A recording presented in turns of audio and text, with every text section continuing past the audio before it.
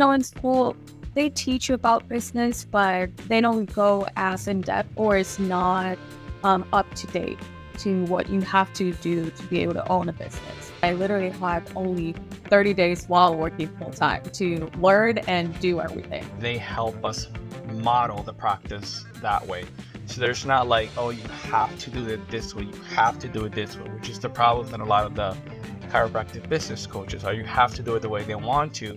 And they also focus a lot in the organic growth.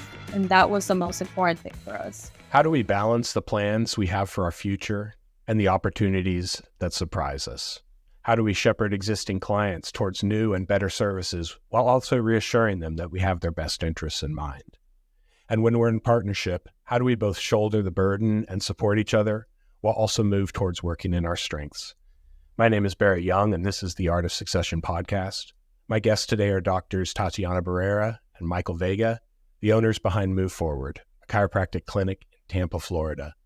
They believe that with the active integration of chiropractic care into your life, we can all move like we're 20 again. Mike, Tatiana, welcome to the Art of Succession. Thank you. Hey, everyone. Thanks for having us. My pleasure. So you are chiropractors, you're engaged, and you have a clinic in Tampa, Florida. How long have you been running the clinic down there? 1 year and 2 months now. Okay. So Tatiana, tell me a little bit about, did you work at this clinic before you purchased it? Tell me a little bit about that story. No, so actually I was working in Clearwater with another chiropractor. I used to love that place. I still love it.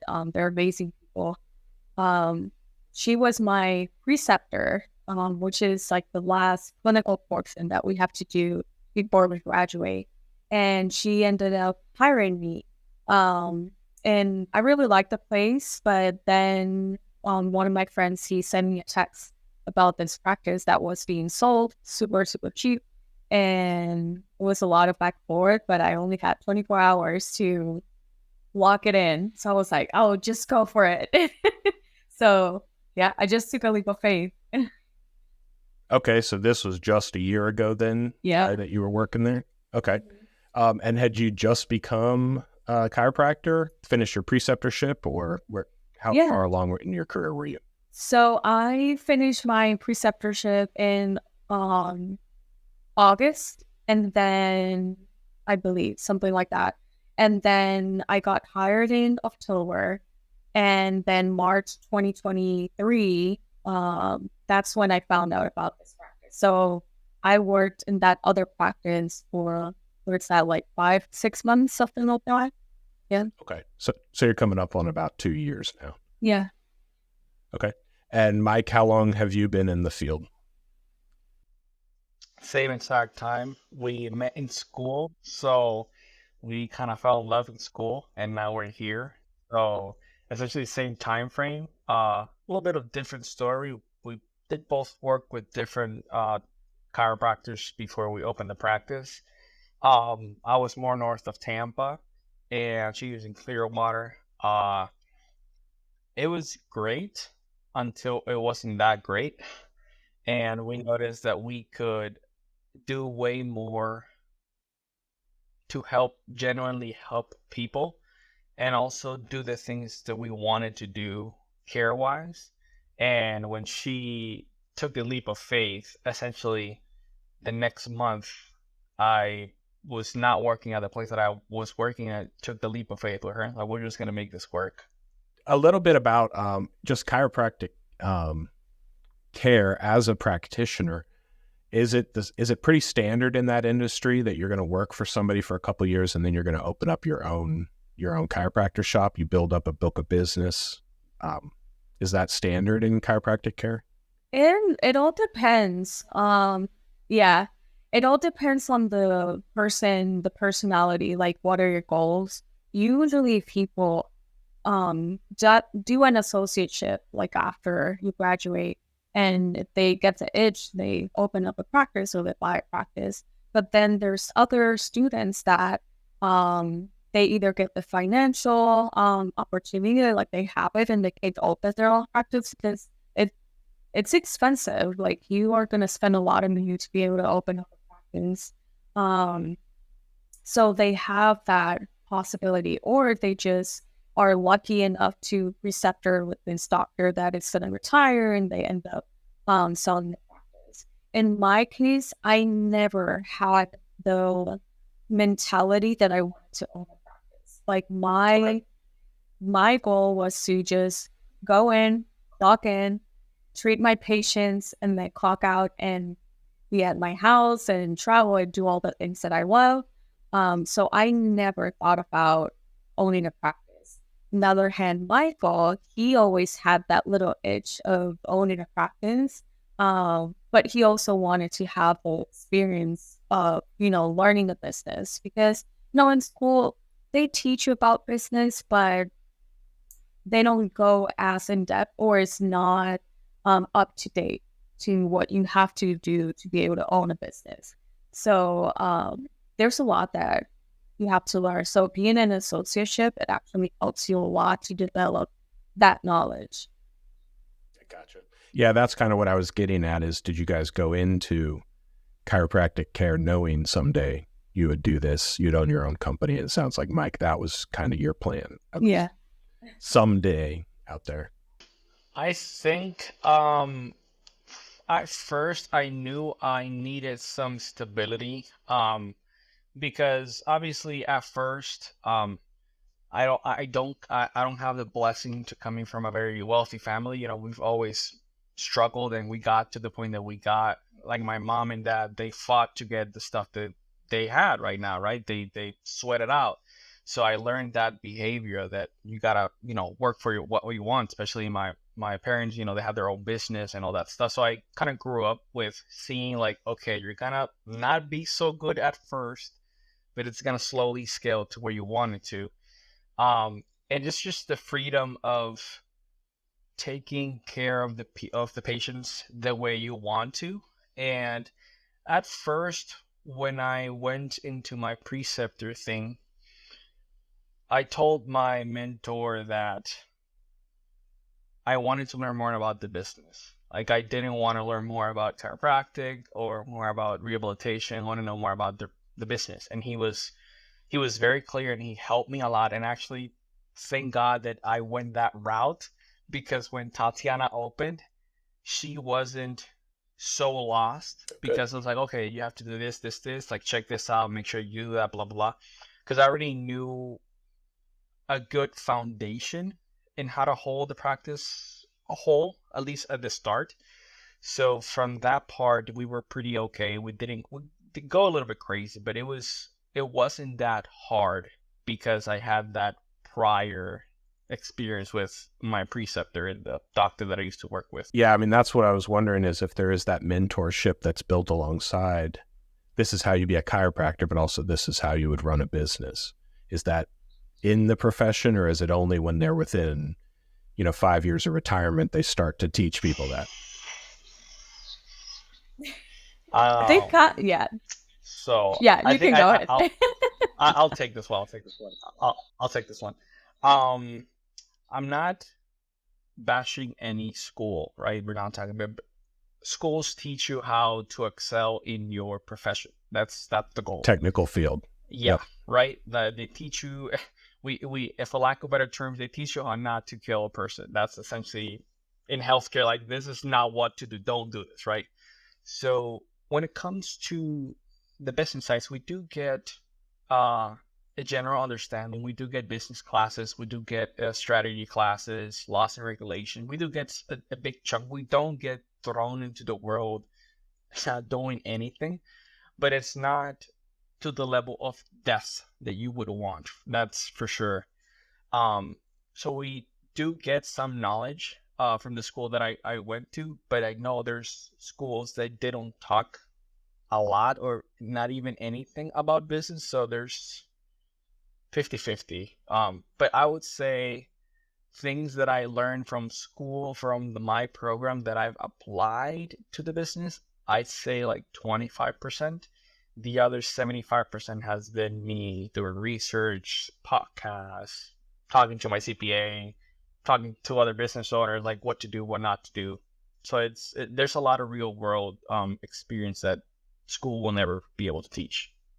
Yeah, and when I started here, I remember that I was trying to go back to my old notes from school about business. I was like, oh no, this doesn't work. Like, I need some updates. I'm not going to survive doing this. You go back and you look at your marketing class and you're like, what century was this given? Yeah. This is given 1980. I don't think this is Yeah. a good one. Use newspapers. I don't think that's a great source right now. Right. Take out an ad. Yep. So Tatiana, so you were the one that was approached with the offer, got the text from a friend, but you had no inclination at that point to want to start your own business. Was it just that text that was like, we could do this? Or, I mean, you had to make a quick decision, you said. Yeah. So how did you go from... That's a really good question. I'm good being an employee to, hey, let's do this thing. Yeah. So, backstory, I'm a really type of person that I like to just jump and do stuff and not thinking about it. Like, it's better to say sorry than to ask for permission type of person. So that's one thing. The other thing is that I'm a breast cancer survivor. So for me, every single second, it's just so important. And as cheesy as it sounds, I don't like to miss on opportunities. That being said, there were also things going on where I was working that I wasn't very happy, and I didn't see the progression that I wanted. I will say they are amazing people. It's an amazing practice. I really love them. I refer people to them. It was just other things that I really didn't think that I liked very much. And when I got that text, when I spoke to the previous owner, I never had them telling me like, oh yeah, I'm calling you because I want to buy this practice. I just came in to check it out. And then when I started to talk to him, I saw where he was. I was like, I actually really like this. It's perfect for me. It's small. It's like what I need. But the issue was that I didn't have the money to be able to buy the practice. And I remember that I was with Michael that night. It was like, I don't know. I don't even know why I'm considering this. I don't have the money to buy the practice. And was like, oh, we'll figure it out. So we called his mom. And Michael's mom is amazing. Like, she's been a business owner. She has such a strong character. And she's like really neutral. So she's the type of person that just throws in the facts and lets you take the decision. But this day, she was like, you know what, Tatiana? Don't be stupid. Just buy the practice. I'm like, what? And then I called my mom. I was like, I know I have to buy it, but I can't buy it. And she was like, don't worry. We'll help you out. Don't be stupid. You have to buy that practice. Like, okay. So I picked up the phone. Was like, I called the doctor. Was like, I'm going to buy the practice. So that's how it went. What to them signaled that it was such an obvious choice? Was it the excitement in your voice? Was it that it was underpriced for the equipment you were getting? This was a clear decision for both of them. So yeah, it was a lot of things. I think at the moment I didn't realize how excited I was. And they could see that. And also it was so cheap, like so cheap. I was basically buying the equipment, the name, Google reviews, and all that stuff. But usually chiropractic practices, when they sell them, they go from $250,000 to $400,000 because it includes everything, like including the building and all that stuff. In this case, he was literally selling the practice for $10,000. That's nothing. That's super cheap. And I think that's one of the reasons why I was like, oh, let me check it out. So, do you have any inclination? Did you talk to the guy why he's selling it so cheap, or you didn't want to mess up the good deal by asking? Oh, I didn't want to mess it up. Yeah. But he was also semi-retired. And the practice, like, he didn't own the building. So it was more like selling all the equipment and, the who overviews the system, the name, like all that stuff. Okay. About how big of a client list? It wasn't that big because he was semi-retired. Okay. Yeah, but we did inherited a lot of files, and we started calling all of those patients and trying to bring them back in. Okay. Yeah, we'll get into that in a second. Mike, what were your thoughts? I mean, was it an obvious move for you too, or did you know that you wanted to join her right away? Yeah, I mean, in my case, there was factors that were not controlled that forced me to take, her side. The main goal was, uh, of, supporting fiance, say, hey, take the leap of faith. I have stability here. I can provide while you grow it. And that sounded awesome in paper until, quick backstory, I'm not naming my boss for obvious purposes, but the person who I work with, he found out that my fiance had a practice, and essentially it was more of a competition thing. Like, you're a little bit too close to me. I don't want you to like build and steal, which is illegal to do. I don't know why he thought about that. Um, and I think it was a week after she opened, he told me, "Yeah, you're not gonna work here anymore." So You should just go join her. yeah, Yeah, kind of ago. yeah, exactly. And I was like, "Hey, but I still want to stay here. I loved where I worked. I had no complaints where I worked, and I had a 2-year contract. So hey, I'm willing to do my 2-year contract because I do like where I'm at, and also from the financial standpoint, I have a steady paycheck coming in, and that didn't bode well with him. And by the next month, I essentially got fired, and I got home, and I'm like, well, we're gonna make this work because we got, I don't know how much money we had in the bank saved up. I think it was like $5,000. Like, okay, we can cover ourselves for the next 3 months. That is it. We have to make something out of this. So we went into maximal overdrive for all those months. Yeah, you're a year in. You're still in early stage startup mode with a business for sure. Yeah. It takes a while, even for established client list and Google reviews and everything like that. You're still new chiropractors there. There's building trust, all that kind of stuff. So let's talk about that now. First off, the $10,000, then, was that just paid one-time payment? Here's your money and thank you for the practice kind of thing, or it wasn't paid over time or anything? No, it was a one-time payment. He was ready to retire and just go. So how much of a transition did he give you? I mean, did he introduce you to people? Did you work there with him for a month? Was there any kind of earnout? Yeah, to help you with that? so I literally gave him the paycheck, and the next day I had to put my letter of resignation. And I had 30 days to get everything ready to transition with him. But while I was doing this, I was still working full time in my other place. Okay. This is still day 2 after receiving the text?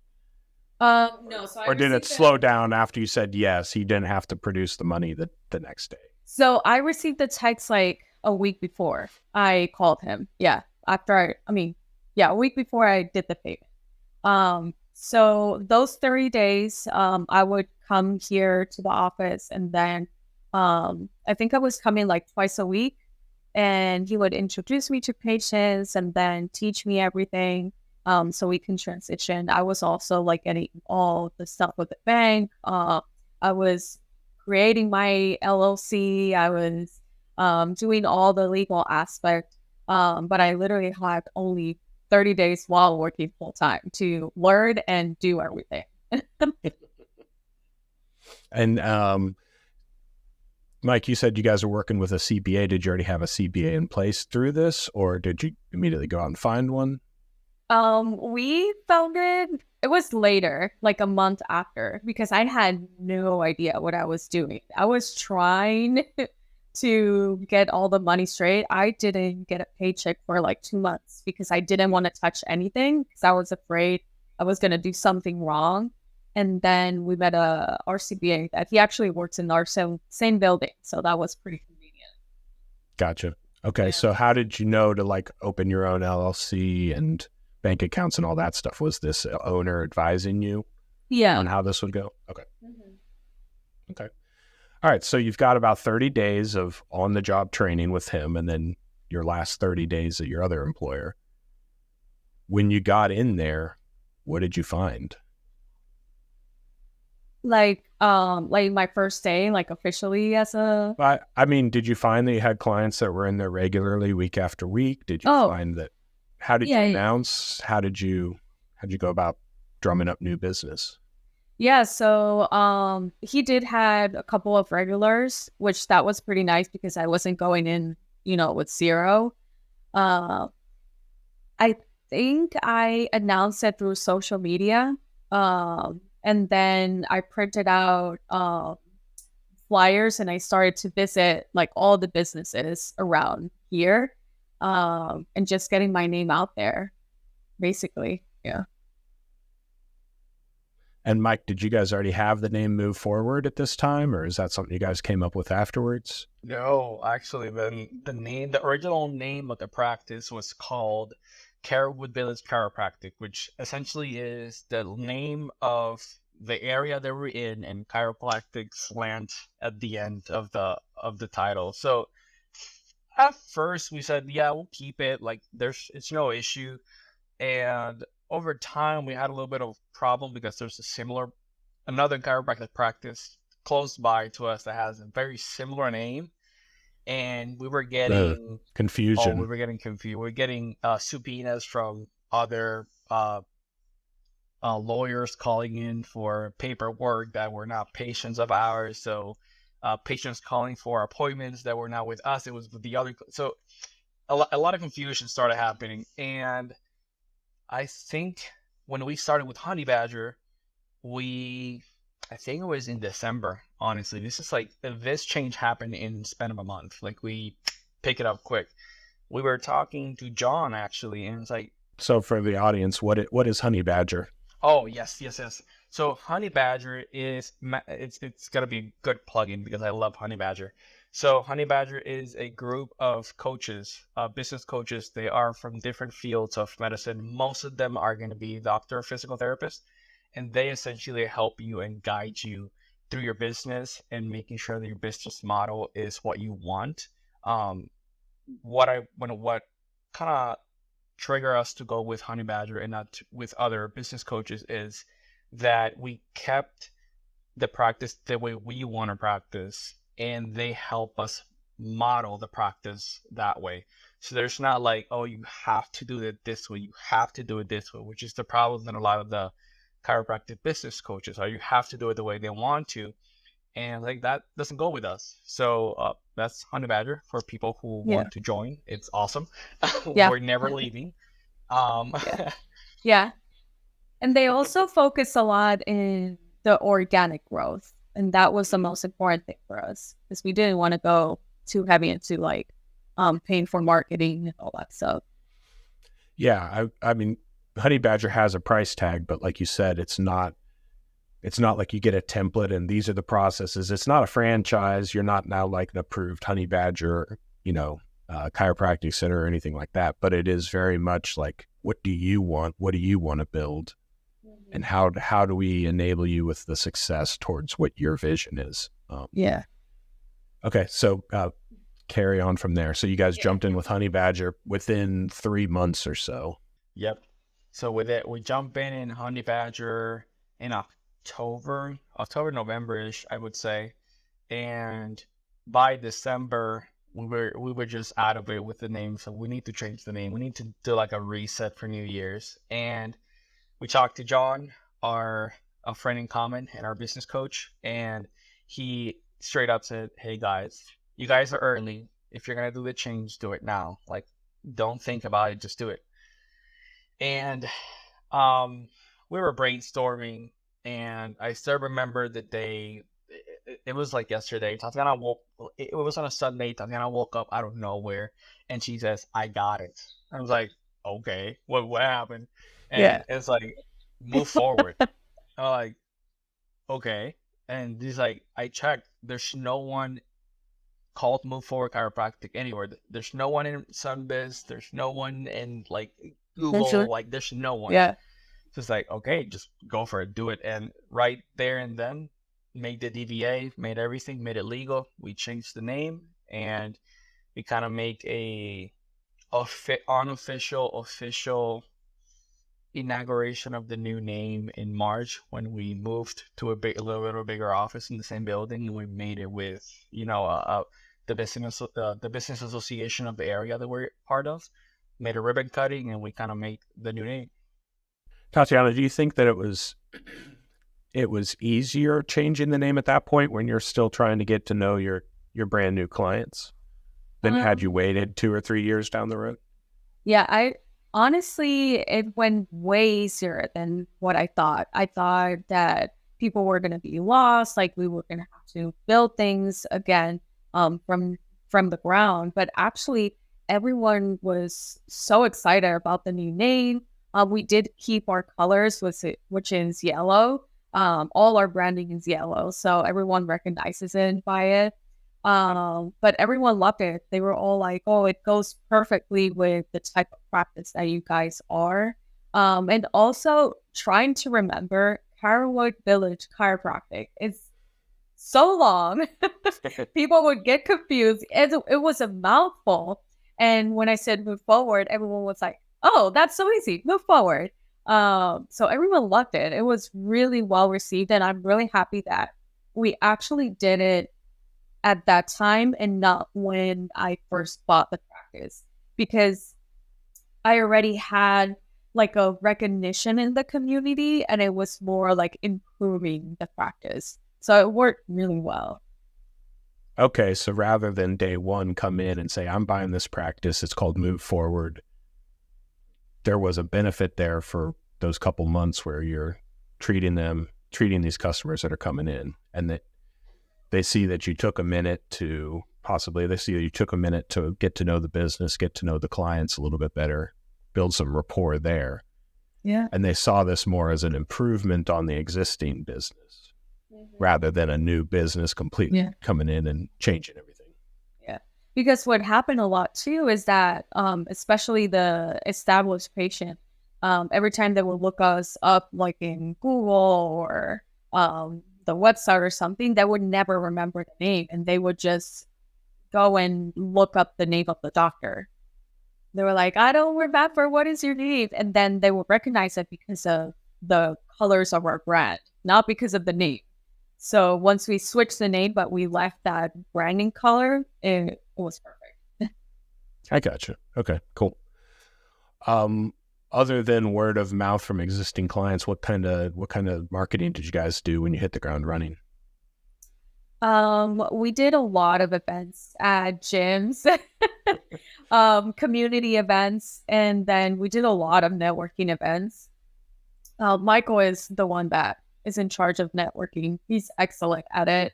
I, I can't. I just do sporting events. I love those, but I am the networking guy. I am yeah. the one that does. I don't mind it. I like talking. I'm a professor in a university on the side, so if you put me in front of people, I'll just talk. I don't mind.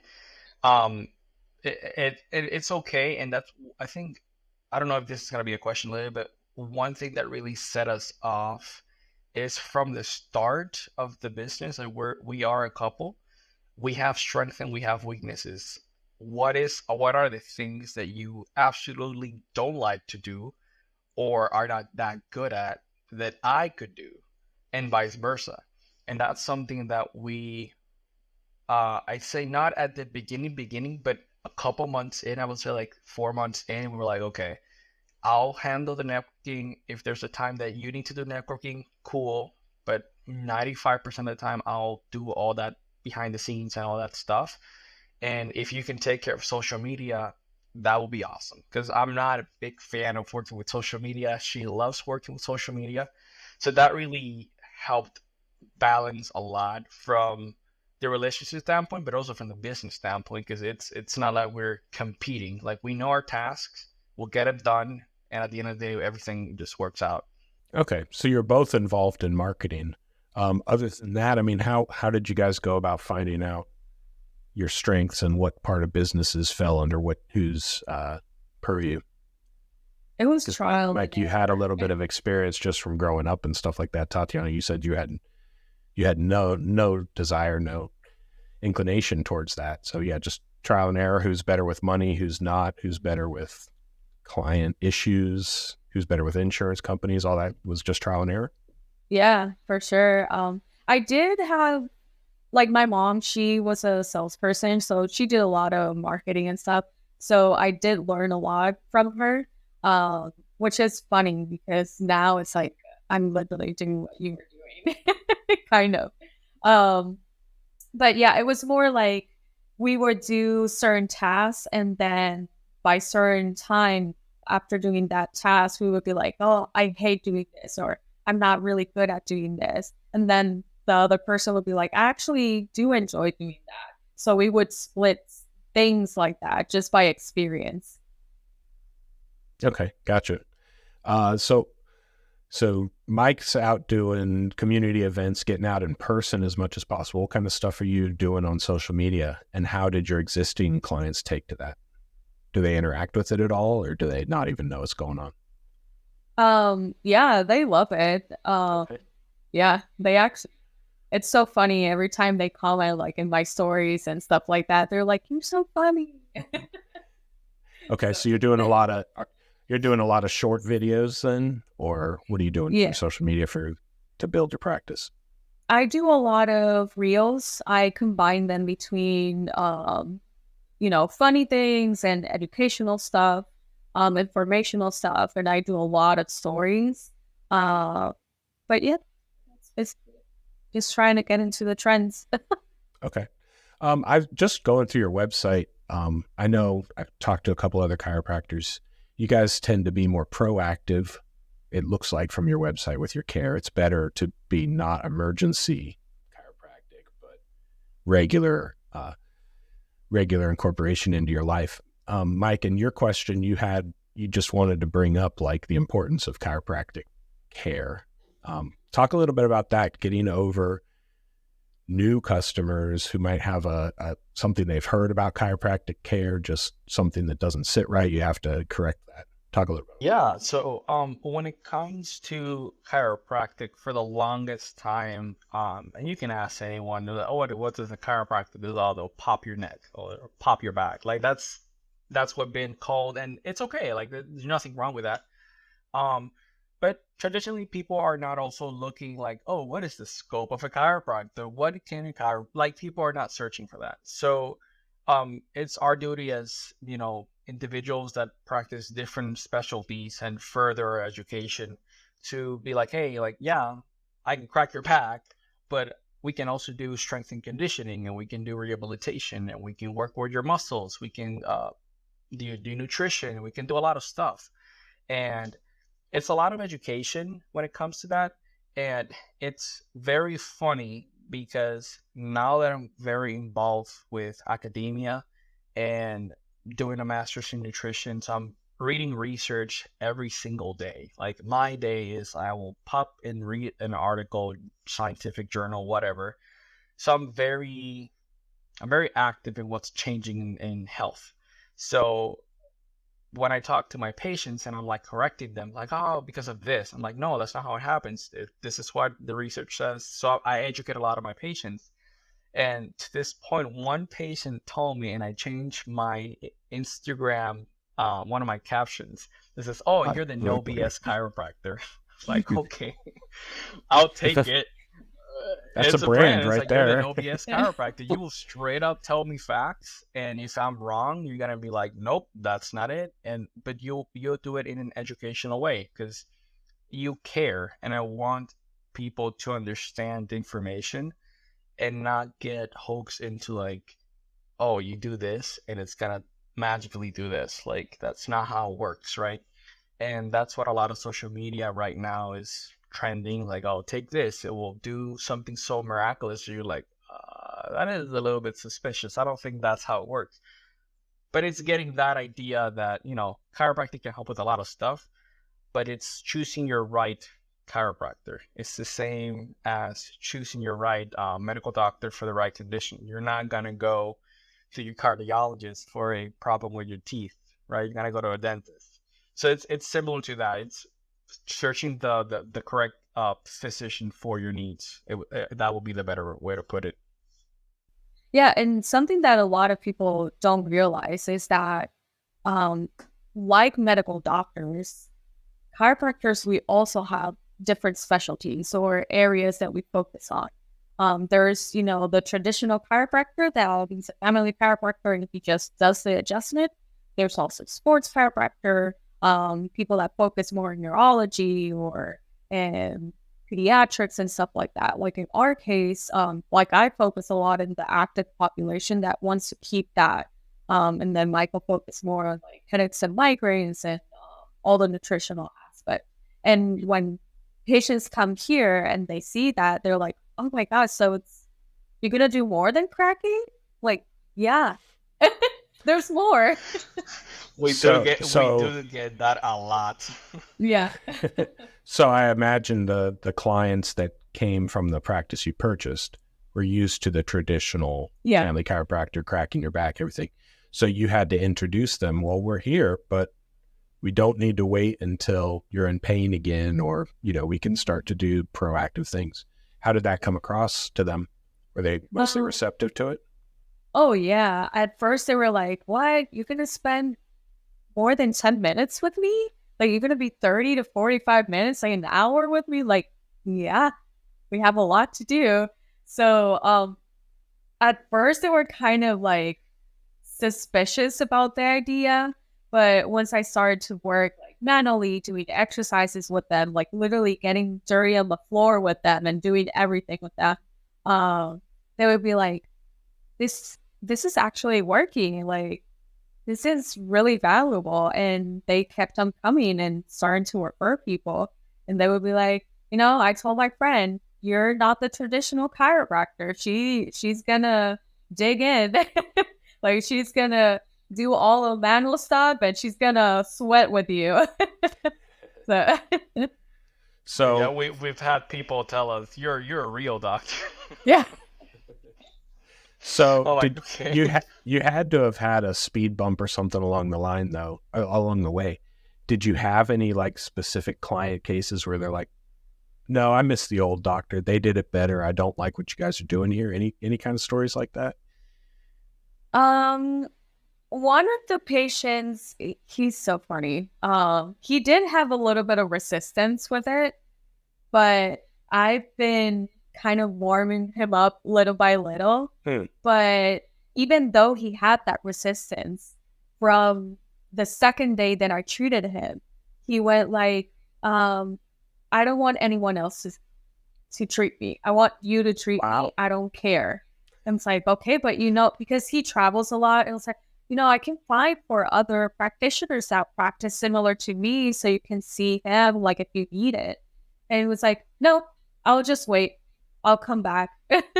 So, awesome. Yeah, maybe there were a little bit of resistance, but they all kind of accepted and really liked it, and they just stayed here.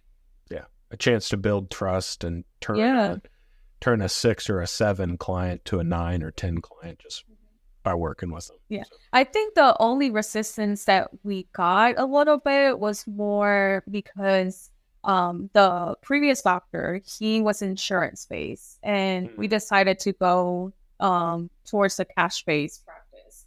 Okay. So they were unhappy with the treatment. It's just that they wanted to use their insurance, and we were like, yeah, we know people that take insurance. We will happily like refer you. Like, I won't be mad about it. Yeah, I mean, that's got to be a big decision, buying a practice that's already there and then also not knowing about cash flow and everything to shut off that valve of insurance. But what does that allow you guys to do with your practice? Because I know there's got to be some freedom there. So Was that an easy decision, or?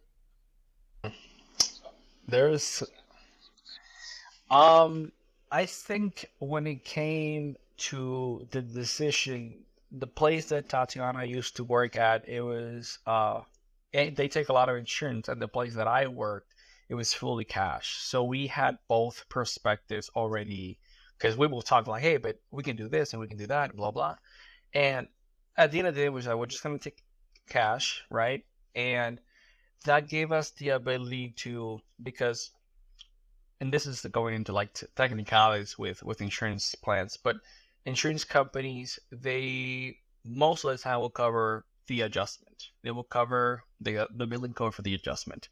And from what we know, right, the current evidence and everything, the adjustment is like a 10% of what we actually have to do. And the real, going to the floor with the patient and working exercise and all that stuff, that's where actually people get better. And the copay and the amount of money patients will have to pay above from their copay and deductible would have been way higher. So we're just like, why don't we have a set price? We put anything that we do within that time frame, it is one flat fee. It doesn't matter if we did 2 therapies, it doesn't matter if we did 7. There's times that we've done 5, 6 different therapies in a span of 30 minutes or 45 minutes. And that kind of gave us the ability to give the patient what they need and be heard, than just come in and like, okay, so I need to make money, so I'm gonna crack you in 5 minutes and leave because I have to see another patient. So it's sacrificing a little bit of the quantity just to get more of the quality of care. So for us, it was a non-negotiable. We wanted to be better, and we wanted to give the patient the care they needed. Especially 5 minutes goes by just me saying, hey, how you been? How's your weekend? That 5 minutes went away with only that. So just having the ability to take 5-10 minutes, sit down with the patient, be like, okay, how you been? How has everything that we did from the last week was horrible, was better, worse? Talk to me. That alone gives so much value to the patient, because it's like, I'm being heard. I'm actually talking about my problems and I'm being heard, and Tatiana and I visualize it as it's a tag team. We're making the plan together as we go, making sure that the patient care is going hand to hand. If we have to change something midway, we change it. So it's very tailored and it's very responsive. So I think that is what has helped us a lot with retention and just people referring their family members and friends to us. That's a big part. Okay. Not just that, insurance control like what we're able to do, like how many visits we can do. And they don't pay for everything, and what they pay is like so little. They're like, and that's why it starts to become a rat race. So you're treating a number, you're not treating an actual patient. Yeah. So it sounds like it was an easy decision for you too then, Tatiana. Yeah. Okay. Yeah, for sure. 100%. Even having not worked in one of those clinics before you saw me. Yeah. Okay, great. I know you guys are doing this, and this is big across the physical therapy field right now too. Talk to me about what telehealth looks like in chiropractic care, serving remote clients and things like that.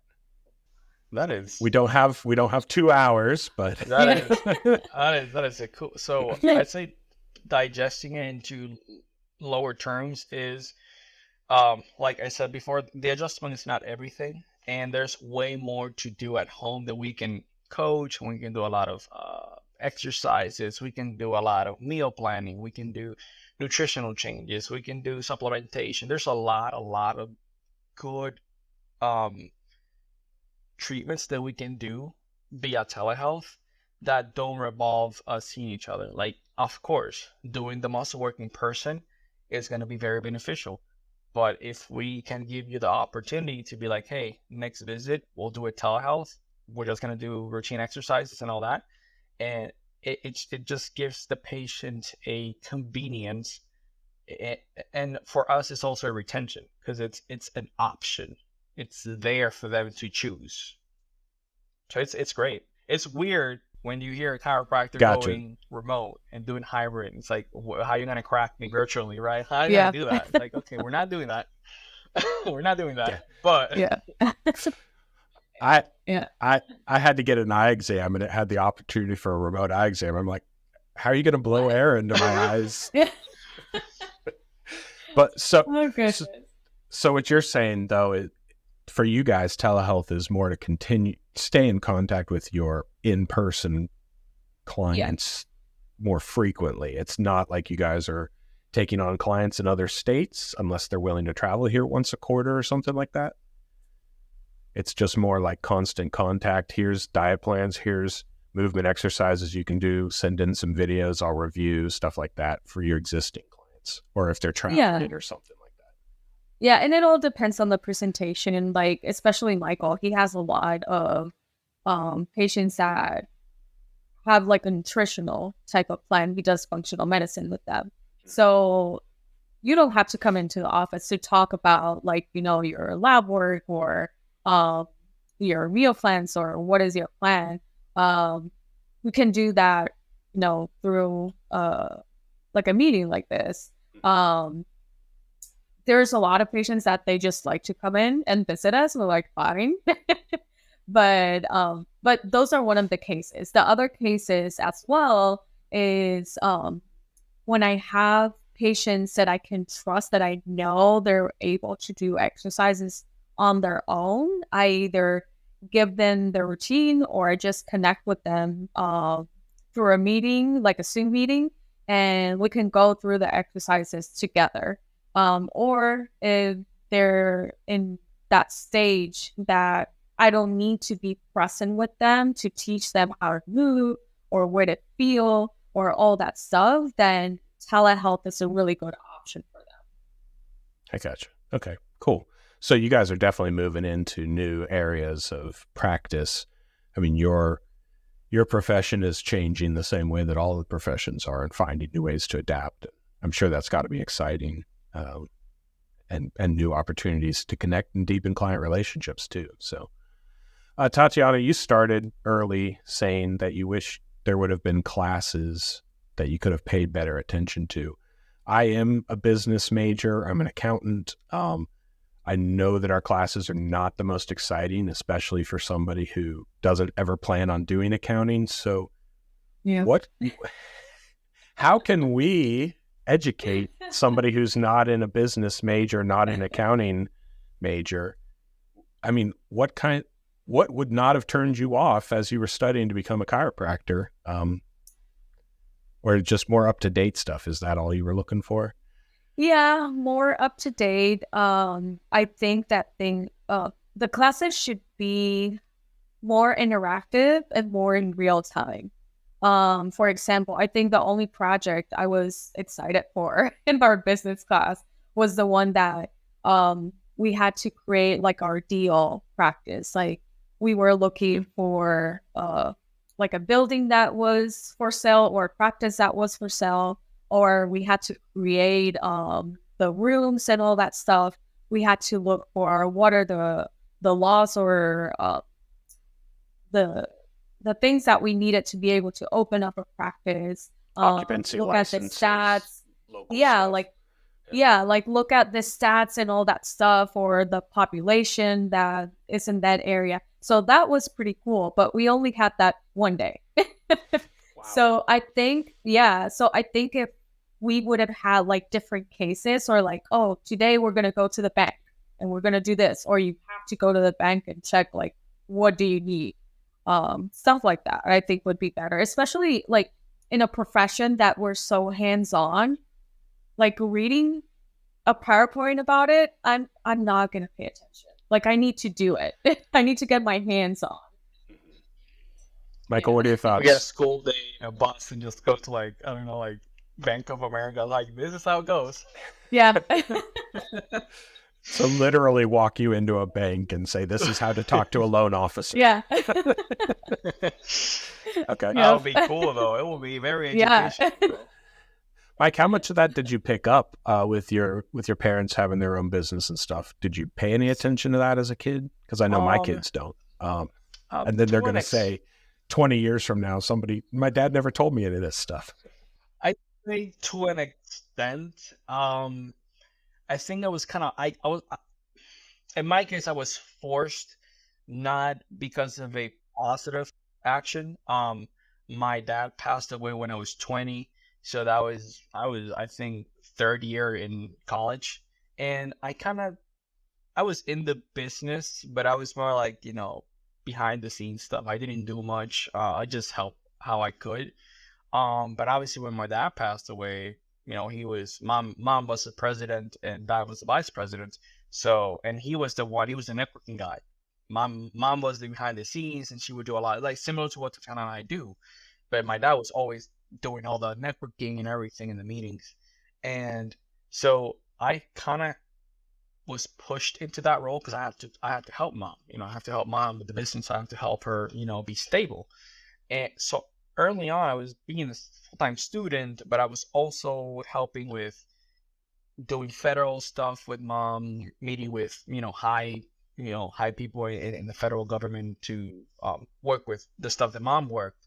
So I kind of was thrown to the wolves in a sense, which it was kind of good, but it was a very different model that not a lot of the business aspect I could apply to my business, but I'd say a lot of the teaching stuff for sure I can apply to at least like sales, how to talk to people, and that aspect I did. It was pretty easy to apply. And sometimes I talk to my mom about that, and sometimes I'm giving her like advice, like you should do this. I talk to your GPA.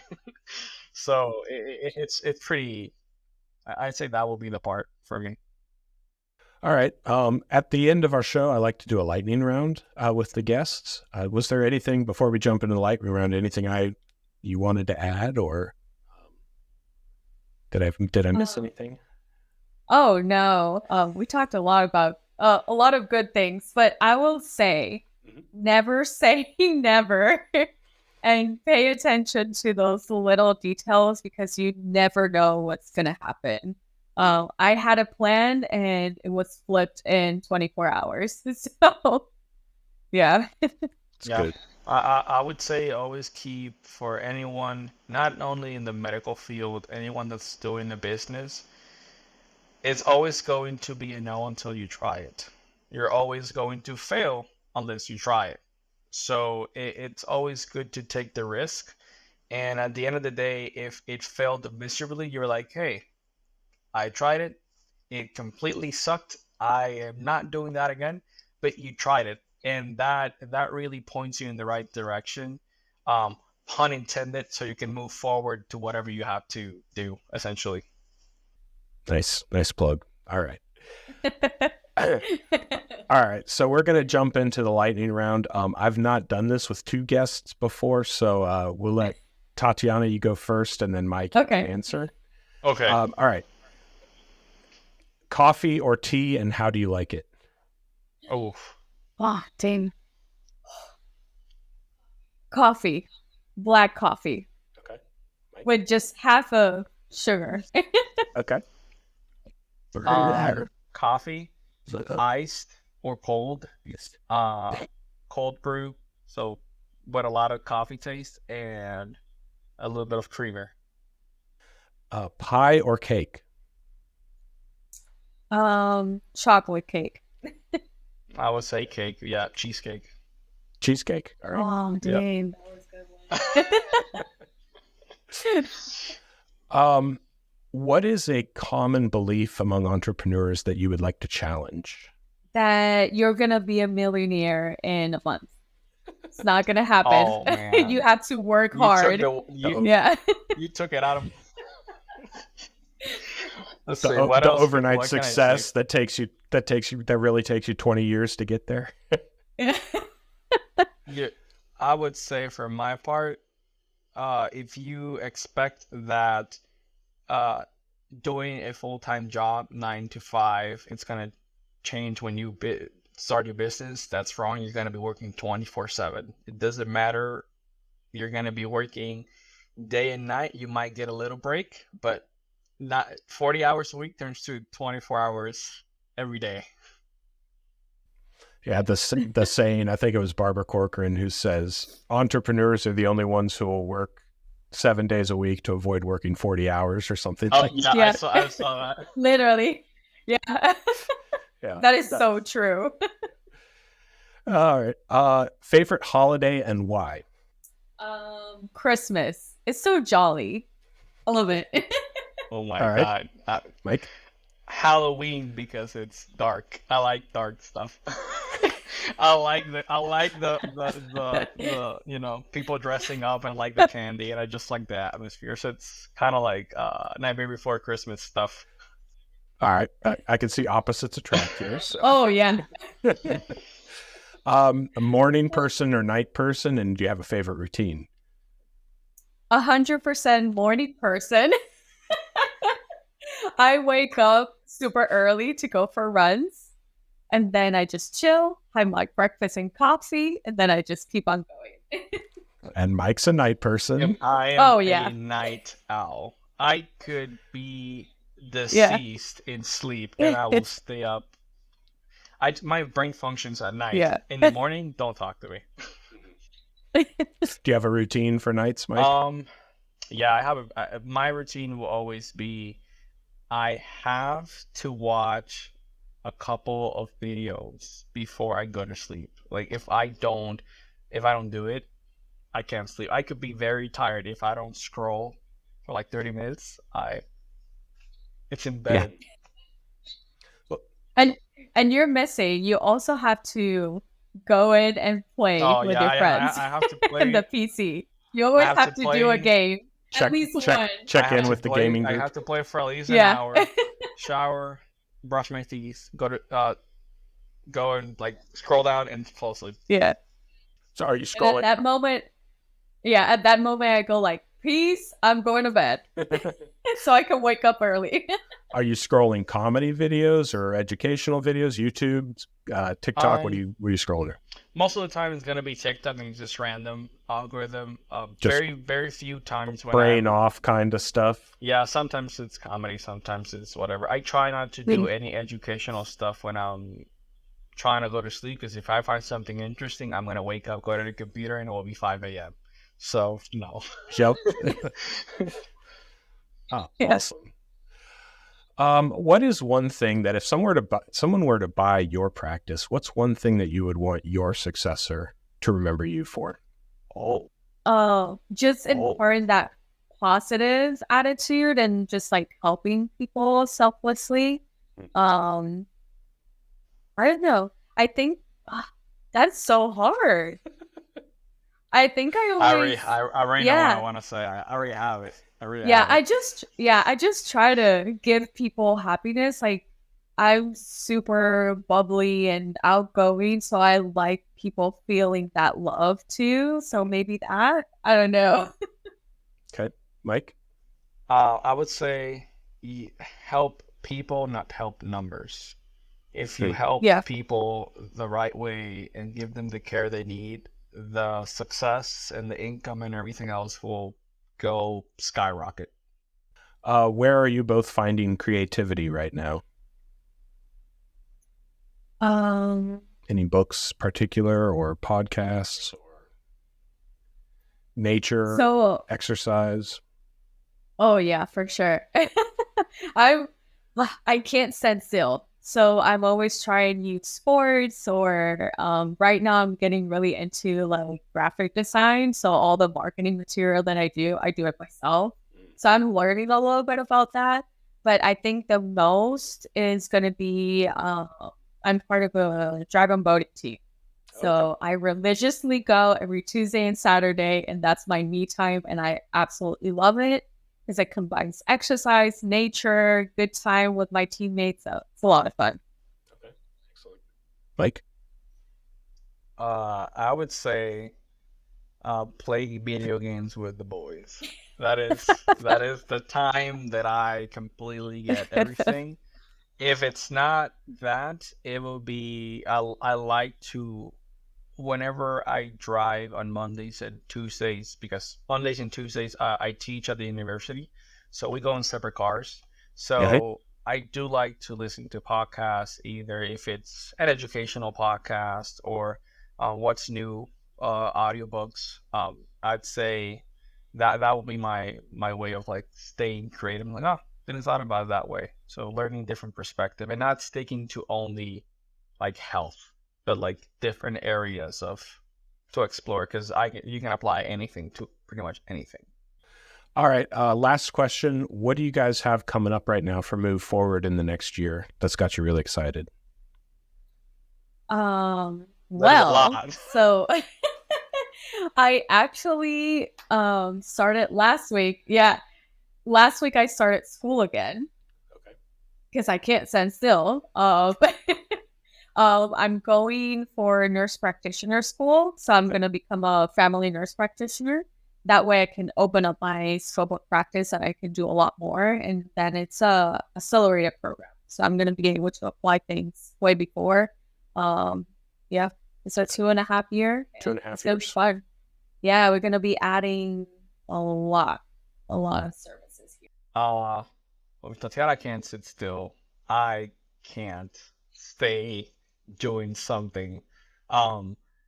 Right now, I'm halfway through a double master's in nutrition and functional medicine, so I should be getting that taken care of the next year or so. But actually tomorrow, because this is obviously coming up a little bit later, but I'm doing my acupuncture certification. So I should become board certified acupuncturist by October. So a lot of new things. We can't stay still. We just have to keep it rolling, adding new stuff, and patients are already excited for all the stuff they were doing. So that's really good. That's really, really good. Awesome. And planning a cruise wedding also. Oh, yes. Yeah. All right. It's going to be a lot of fun. Changed a lot. Yeah. All right. Well, thank you both for being guests on here. And as we wrap it up, where can people find out more about Move Forward? Yeah. Thank you so much for having us. Where can we find you online? Anywhere and any place, just put Move Forward Chiro, so it's CHIRO. That's all the handles for Instagram, Facebook, TikTok, and obviously the website's going to be moveforwardchiropractic.com all the way. Just send us a DM. We are very tech savvy, so we like when people can text us. So any questions, Instagram is the best place. All right. Thank you both for being on the Art of Succession. Thank you so much for having us.